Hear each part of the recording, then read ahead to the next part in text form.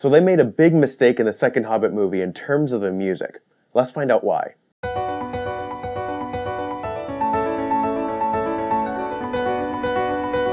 So when you hear this song, what comes to your mind? Probably lightsabers and Darth Vader and starships and all that jazz. Okay, how about this one? Gandalf, Aragorn, they're walking on mountains, the Fellowship. Okay, last example. Are we dead? Can we trust him? All of these have what I call emotional capital. They're all the main themes of these movies.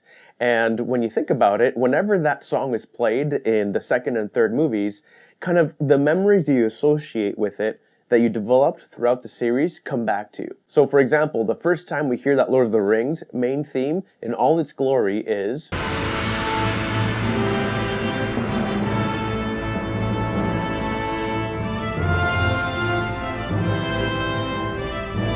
So what happens is our minds associate with the images, the characters, the emotions that we're feeling at the time.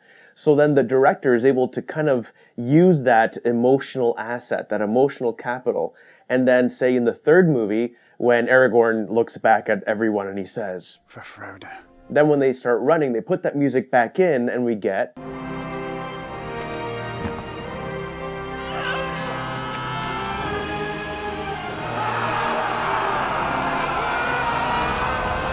When that music plays, subconsciously, we are connecting back to all the scenes and the gazillion hours of the first two movies of The Lord of the Rings in terms of the emotional connection we had during the times of those scenes. It shows how powerful recurring main themes can become. And so without wasting an extra frame, the director is able to just put this music in and get this powerful emotional effect that we wouldn't get if it was just some other random song. So what does this have to do with the Hobbit trilogy?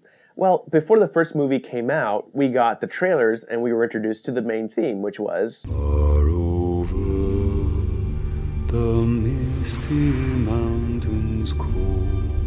And that's a really cool song.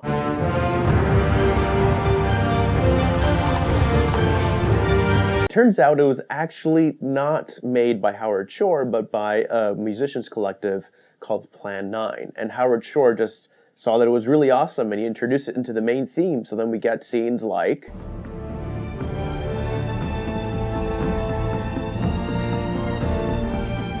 But then we get to that part where Thorin starts singing. And it's epic. And this song isn't about some sort of morality tale of doing the right thing or whatever. No, this is about getting gold back, you know, and going to the mountain. Like, this is really a window into dwarvish culture.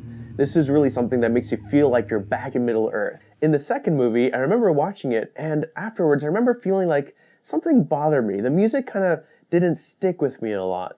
And then as I watched it again at home, all of a sudden I realized the main theme, the song that they set up to be like the main theme song for the Hobbit trilogy, just like they do with The Lord of the Rings or with Batman, the total amount of times they put it in the second movie amounts to 0. That's kind of like George Lucas saying, you know what, that main theme for Star Wars, let's not use it at all in The Empire Strikes Back. Or Steven Spielberg saying, you know what, let's not use that main theme for Indiana Jones. Yeah, let's not use it at all in the Temple of Doom. No. The thing is, the Desolation of Smaug, not having that main theme, doesn't necessarily make it a bad movie. But they do miss out on huge emotional capital that they've built up in that first movie and in that whole marketing push of making this the main theme. And in my personal opinion, the part where it would have been perfect for them to play that song would have been here. Bless my beard. I mean, that's when they first see the Lonely Mountain, you know, their goal, the thing they've been talking about throughout the entire first movie and up to that point in this second one. So imagine watching The Desolation of Smaug for the first time, and then when you get to this scene, instead, you get this.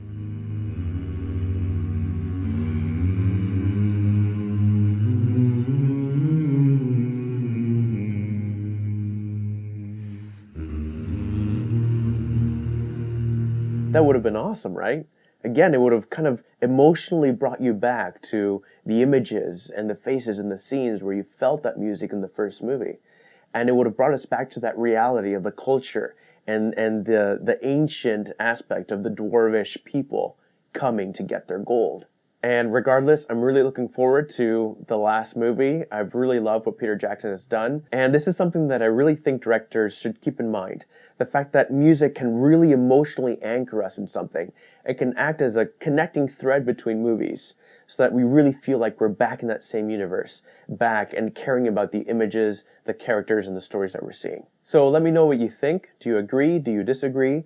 Did Peter Jackson miss out on this big opportunity to bring back that emotional capital he's built with that song that they spent a lot of money on and doing that first movie and getting us to associate with those images and with that song? Or do you think it was right? Do you think that they should have left it out for some other reason? Let me know what you think, and thanks again for tuning in to Soundtrack Reviews, and I'll see you next time.